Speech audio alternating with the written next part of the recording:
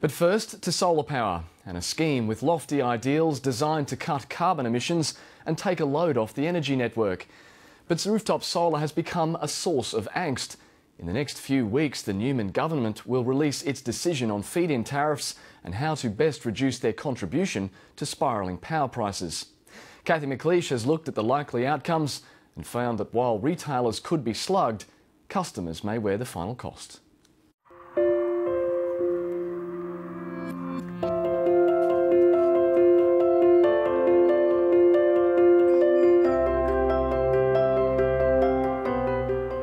Michael Craven is making the leap to solar. Electricity is one of our big overheads. We're a family, 2 young children. We use a fair amount of electricity. We try to economise, of course, but there's only a certain amount that you can do, turning off lights and so on. The recent decision by the Newman government to raise power prices by 22.6% has confirmed his choice. Well, it is a worry financially for me. There'll be times when it's going to be a real struggle.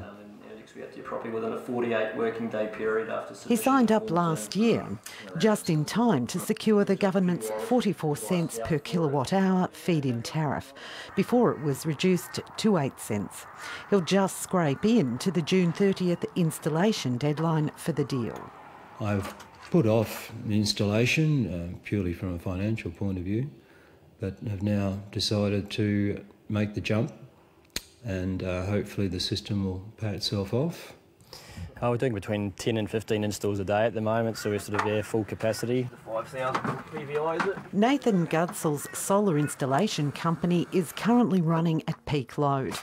He says most of his customers say the same thing. A lot of lower to middle income earners, they need to do something about their bill. It's getting out of hand for some people, so they've had to do something to make it work for them. Most people who opted for solar power in their homes believed they'd made a sound, sustainable financial decision. And at 44 cents, it was viable to switch. But the organisation that recommends power prices, the Queensland Competition Authority, says it isn't a good deal for everyone. It says the looming power price hike is partly driven by the 44 cent tariff.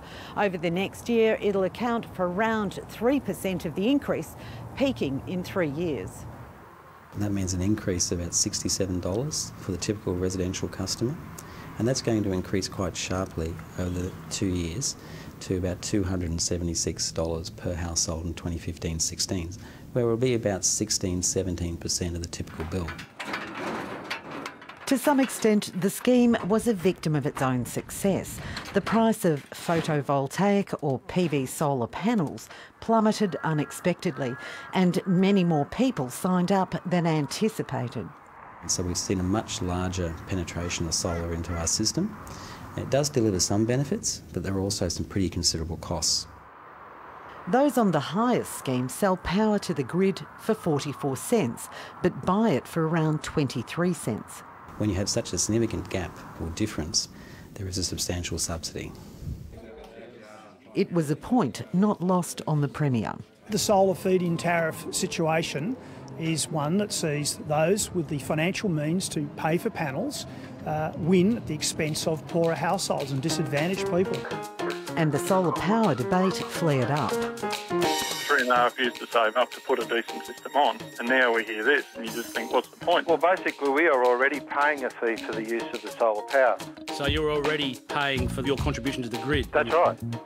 With the government promising that contracts would be honoured, the QCA says there's only one real change that will make a difference.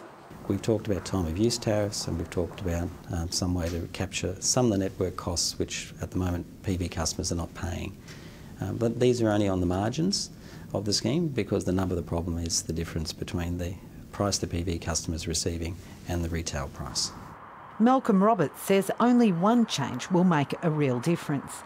Energy retailers which benefit from solar generation should pay their share of the 44 cent feed-in tariffs. The most significant change in costs would be if the retailers were required to make that contribution of about 7 cents per kilowatt hour.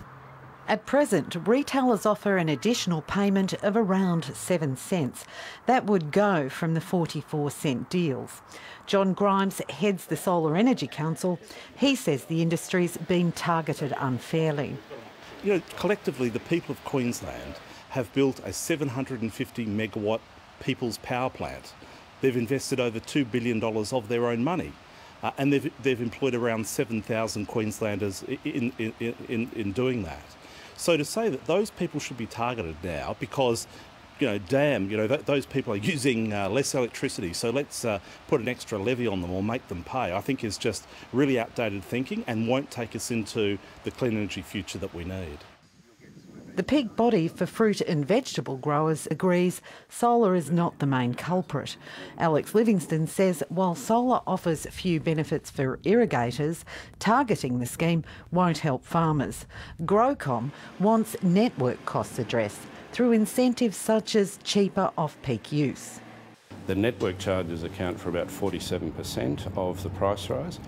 Behaviour patterns and the pricing need to encourage people to go towards what is the most economically efficient method for the whole of the community.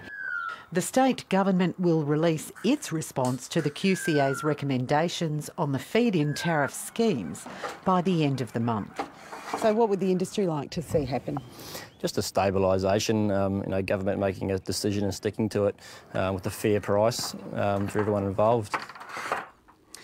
And we did ask the Energy Minister for an interview, but he was unavailable.